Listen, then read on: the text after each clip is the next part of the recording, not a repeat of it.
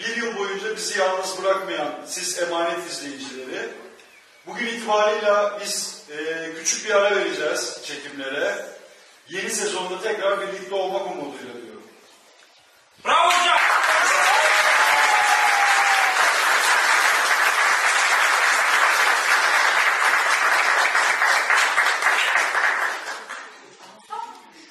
Bir sezon boyunca kah ağlatan, kah güldüren duygularla sizlerle beraberdik.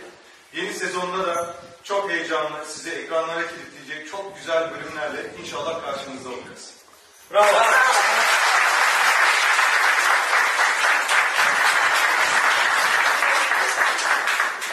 Bizi her zaman desteklediğiniz ve arkamızda durduğunuz için çok teşekkür ederiz. Hepinizi çok seviyoruz.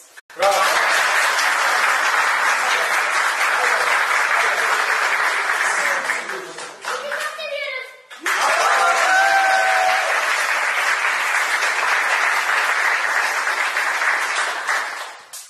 O zaman hep beraber bay bay.